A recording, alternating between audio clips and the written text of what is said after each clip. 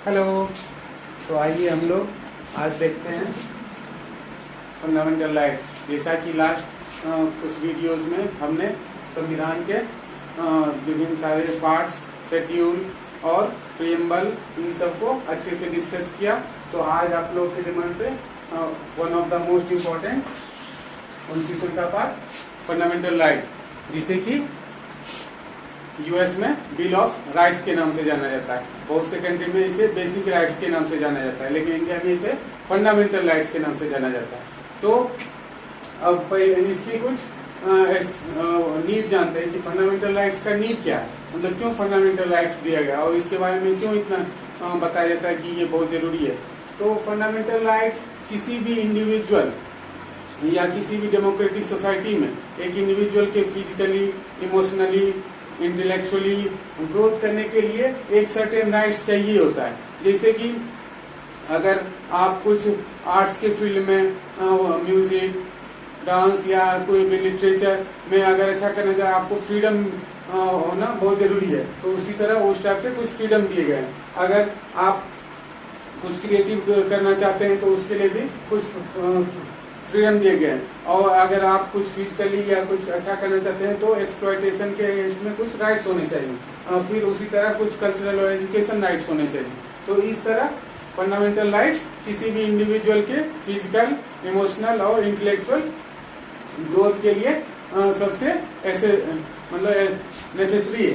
तो इसलिए fundamental rights के बारे में इतना ज्यादा, इसे one of the corner stone of the Indian constitution कहा जाता है। तो इन दोनों को मिक्स करके फंडामेंटल राइट्स और डीपीएसपी को दोनों को मिलाने पे डॉक्टर बी.आर. अम्बेडकर ने इसे सोल ऑफ द कॉन्स्टिट्यूशन कहा था, मतलब संविधान की आत्मा है एक तरह से। अगर इसे हटा दिया जाए तो संविधान एक लिविंग डॉक्यूमेंट, अभी जैसे हम कॉन्स्टिट्यूशन को क्या एक लिविंग डॉक्यूमेंट कहते हैं, लेकिन इसके नहीं होने की वजह से वो एक डेड बॉडी, ये डेड बुक हो जाएगा। तो इस तरह फंडामेंटल राइट्स का नीड हमने देख लिया।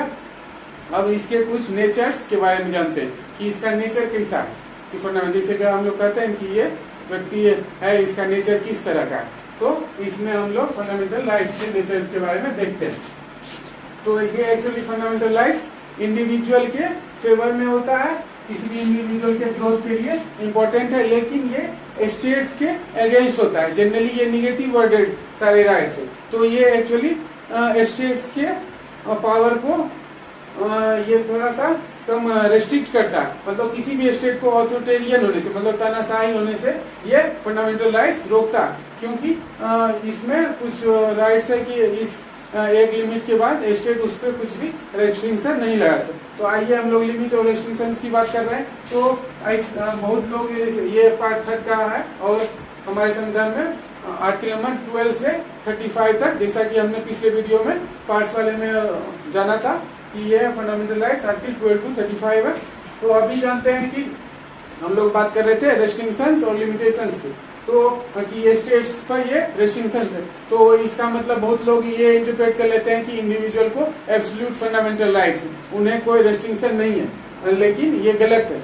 तो इसके बारे में भी संविधान में पार्ट 3 में भी ये मेंशन है कि क्या क्या रीजनेबल रेस्ट्रिक्शंस होने चाहिए फंडामेंटल राइट्स के लिए। तो हम लोग अब देख लेते हैं कि ये तो ओवरऑल ये स्टेट के पावर को लिमिट करता है और रेस्ट्रिक्ट करता है और इंडिविजुअल को एम्पावर करता है, लेकिन ये फंडामेंटल राइट्स एब्सोल्यूट नहीं है। इसके भी कुछ रीजनेबल रिस्ट्रिक्शंस हैं, जैसे कि सॉवरेनिटी ऑफ द कंट्री। अगर कोई भी, जैसे फ्रीडम ऑफ एक्सप्रेशन का आपको पूरा राइट्स है, लेकिन अगर आप कंट्री के सॉवरेनिटी और सिक्योरिटी से रिलेटेड कोई भी स्टेटमेंट देंगे कि अगर वो डेंजर में रहेगा तो वो आपको उस एक्सप्रेशन के खिलाफ आपके अगेंस्ट कार्रवाई की जा सकती है। तो ये एक पहला रिस्ट्रिक्शन हो गया सॉवरेनिटी और सिक्योरिटी, कंट्री का कंप्रोमाइज नहीं होना चाहिए आपके किसी भी राइट्स के। और थर्ड है रिलेशन बिटवीन फ्रेंडली कंट्रीज। अगर आपके किसी भी एक्ट से अगर फ्रेंडली नेशन के साथ इंडिया का रिलेशन अगर खराब होता है तो उस स्थिति कंडीशन में आप पर रीजनेबल रेस्ट्रिक्शंस आपके राइट्स लिए जा सकते हैं। उसके बाद पब्लिक ऑर्डर जैसे आपने सुना होगा कि कुछ एरिया में राइट्स हो गए, किसी ने कुछ प्रोवोकिंग स्पीच दे दिया, उसकी वजह से राइट्स हो गए, तो उन पे फिर एक्शन लिया जाएगा। वो ये नहीं कर सकते हैं कि मेरा राइट्स था, राइट टू स्पीच, या मुझे बोलने की आजादी थी इसलिए मैंने बोला, तो वो नहीं कर सकते हैं। क्यों? क्योंकि कॉन्स्टिट्यूशन में भी ये मेंशन है कि रीजनेबल रिस्ट्रिक्शन होगा, कि आप पब्लिक ऑर्डर को खराब नहीं कर सकते हैं अपने राइट्स का इस्तेमाल करके। उसी तरह इंटरेस्ट ऑफ द सिटीजन्स, तो जनरल पब्लिक, तो जनरल पब्लिक या सिटीजन्स के किसी भी इंटरेस्ट के अगेंस्ट में अगर कुछ होता है तो आपके राइट्स को रेस्ट्रिक्ट किया जा सकता है। तो इस तरह हमने फंडामेंटल राइट्स के इम्पोर्टेंस और उसके नेचर और उसके कुछ रीजनेबल रेस्ट्रिक्शंस को देख लिए। तो अब आते हैं वन बाय वन करके थोड़ा एक ब्रीफ समझी लेते हैं।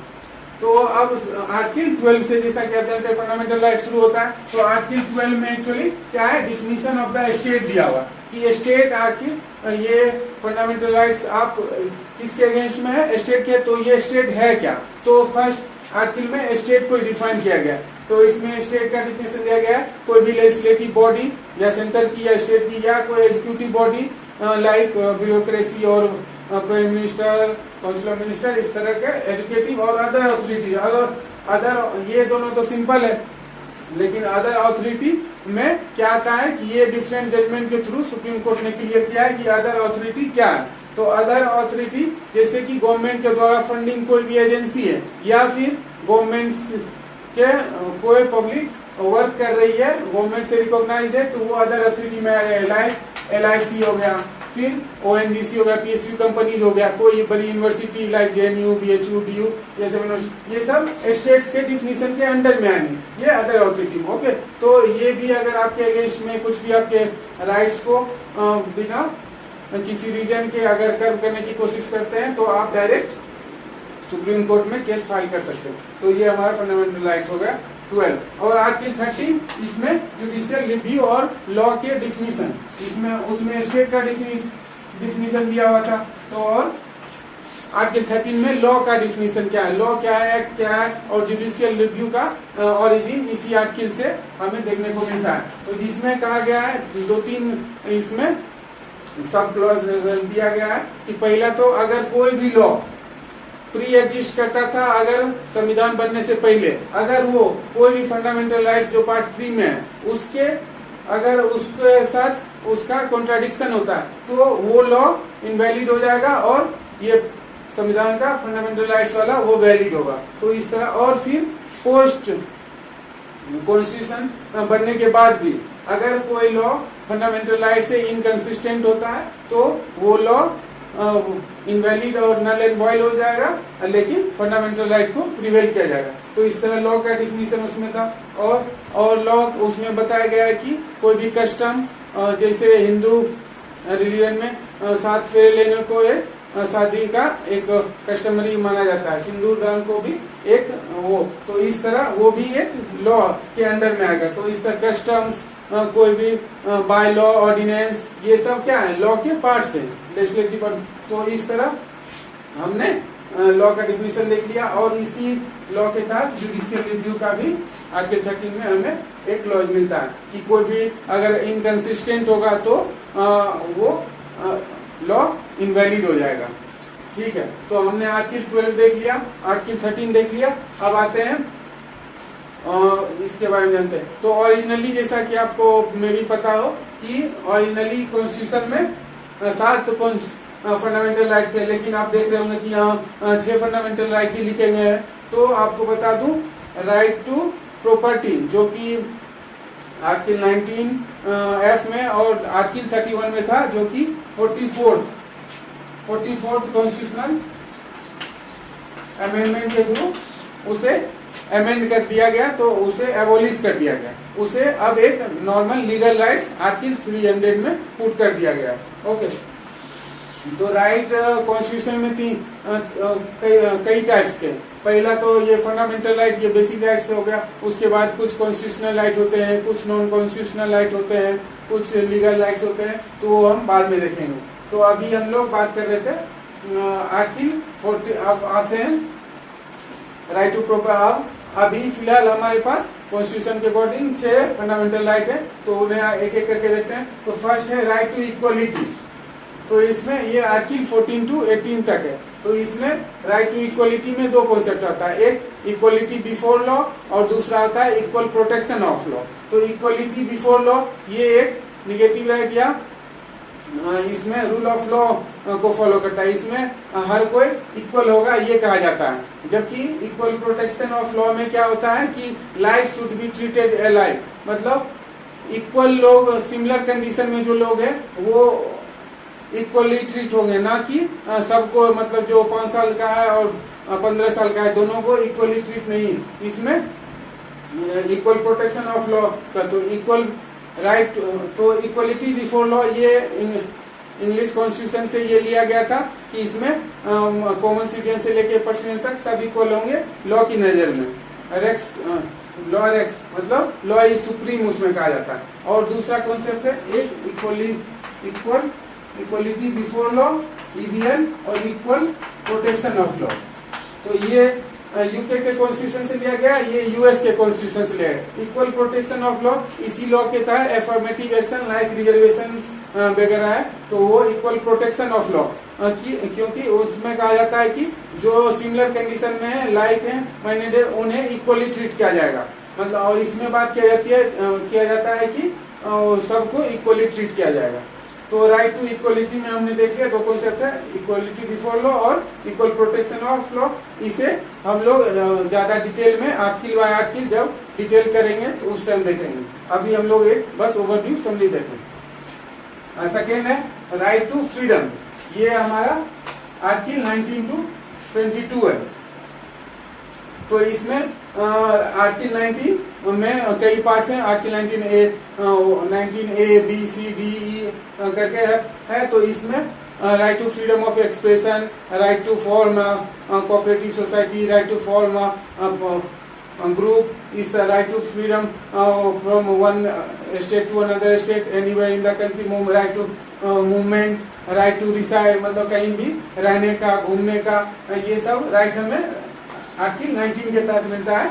इसमें इसी में एक और इम्पोर्टेंट आर्टिकल है आर्टिकल 21 जो कि राइट टू लाइफ की बात करता है। इसे सुप्रीम कोर्ट ने अपने डिफरेंट जुडिक्शन में बहुत ही ब्रॉड इसको किया है। इसमें राइट टू प्राइवेसी से लेके हर तरह के जो भी एक आदमी को डिग्निफाइड लाइफ जीने का हक है, तो उसे आर्टिकल 21 में उसे पुट किया है। Right to health, right to education, तो ये सब आर्टिकल 21 में है। तो राइट टू एजुकेशन जैसा कि आपको पता है 21A में है, तो ये भी राइट टू लाइफ के अंदर आता है। राइट टू इंफॉर्मेशन, आरटीआई के बारे में आप लोगों ने बहुत सुना होगा। तो आरटीआई किस में आ जाएगा? आर्टिकल 91A में। तो क्योंकि किसी भी व्यक्ति को एक डिग्निफाइड लाइफ जीने के लिए सारी इंफॉर्मेशन और एजुकेशन जरूरी होता है, तो इस तरह राइट टू फ्रीडम ये सबसे one of the most important fundamental rights हमारे कॉन्स्टिट्यूशन में दिया गया है। ओके, एक मिनट।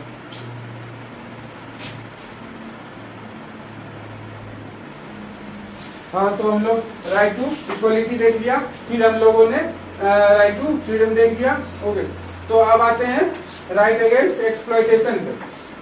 तो इसमें कुछ एक्सप्लॉयटेशन जैसे कि फोर्स लेबर, या आप लोगों ने सुना होगा बंधुआ मजदूर, कि बिना किसी सैलरी या वेजेस के लोगों को फोर्सफुली वर्क करवाया जाता था, और ह्यूमन ट्रैफिकिंग करवाया जाता था। बच्चों को या वुमेन्स को एक जगह से दूसरे जगह खरीद फरोख्त मतलब बेचा जाता था। तो उस तरह के जो भी काम है उसके अगेंस्ट में राइट दिया गया है कि इस तरह के काम करने वालों के खिलाफ बहुत ही हार्श एक्शन लिया जाए।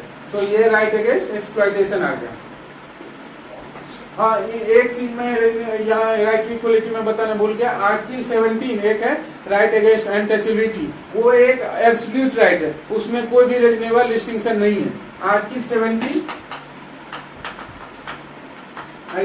एक ऐसा राइट है जो कि एब्सोल्यूट है। बाकी सारे राइट्स में थोड़ा ये यहाँ जो हम लोगों ने रीजनेबल रेस्ट्रिक्शन डिस्कस किया था वो अप्लाई होंगे, लेकिन आर्टिकल 17 में वो रेस्ट्रिक्शन अलाउ नहीं होंगे। ये एब्सोल्यूट है, ये किसी भी अनटचेबिलिटी को किसी भी फॉर्म में टोटली एबोलिश करता, प्रोहिबिट करता है कि वो नहीं होना चाहिए। तो इस तरह हम लोग right to equality, right to freedom, right against exploitation तीनों हो गया। उसके बाद है right to freedom of religion. इसमें ये आर्टिकल 25 to 28 है। इसमें ये कहा गया कि आप किसी भी रिलीजन को फॉलो करते हैं तो उसे सेलिब्रेट करने, वर्शिप करने या कोई भी उससे रिलेटेड कोई भी इंस्टीट्यूशन या ट्रस्ट एस्टेब्लिश करने के लिए आप फ्री हैं। तो बाकी इसके डिटेल में हम लोग बाद में देखेंगे। तो ये राइट टू फ्रीडम, कल्चरल एवं एजुकेशनल राइट्स, इसमें कुछ माइनॉरिटीज के कल्चर और कुछ लैंग्वेजेस के उसके राइट्स के उसके प्रिजर्व करने के लिए उससे संबंधित कुछ राइट इसमें है। ये right to constitutional remedy, article 32 Baba Saheb Bhimrao Ambedkar ने ये राइट टू कॉन्स्टिट्यूशनल रेमेडीज को संविधान का one of the main article इसको कॉर्नर स्टोन या सबसे इम्पोर्टेंट आर्टिकल बताया था, क्योंकि हमारे संविधान में, हमारे कॉन्स्टिट्यूशन में ये मेंशन है कि फंडामेंटल राइट के अगेंस्ट में अगर हमारे स्टेट किसी भी इंडिविजुअल का फंडामेंटल राइट्स अगर कर्व करने की कोशिश करता है तो वो डायरेक्ट सुप्रीम कोर्ट जा सकता है। ये भी एक फंडामेंटल राइट है। तो इस तरह right to constitutional remedy article 32 के तहत हम लोग डायरेक्ट सुप्रीम कोर्ट में केस फाइल कर सकते हैं कि हमारे खिलाफ ये हमारे इस फंडामेंटल राइट्स का वायलेशन हो रहा है। तो सुप्रीम कोर्ट डायरेक्ट उस इंस्टीट्यूशन को या उस स्टेट्स को ये डायरेक्शन देगी, उसे स्टे लगाएगा। तो इस तरह ये भी एक फंडामेंटल राइट्स है। तो हम लोगों ने आइए एक बार फिर से ब्रीफ इसे रिवाइज कर लेते हैं। तो इसमें हम लोगों ने देखा फंडामेंटल राइट्स का क्या नीड है, क्या इसका इम्पोर्टेंस है, क्या नेचर है, फिर उसके बाद क्या रीजनेबल रिस्ट्रिक्शंस हैं और किस तरह ये इंडिविजुअल को एम्पावर करता है और स्टेट के अगेंस्ट में ये निगेटिव ऑब्लिगेशन है, स्टेट को ऑथोरिटेरियन या तानाशाह होने से रोकता है। और उसी में हम लोग ने आर्टिकल 12 में स्टेट का डिफिनीशन देखा, आर्टिकल 13 में लॉ का डिफिनीशन और जुडिशियल रिव्यू के बारे में देखा। उसके बाद हम लोग 6 टाइप्स के fundamental rights, right to equality, right to freedom, right against exploitation, right to religion, freedom of religion और कल्चरल एंड एजुकेशनल राइट, उसके बाद राइट टू कॉन्स्टिट्यूशनल रेमेडी।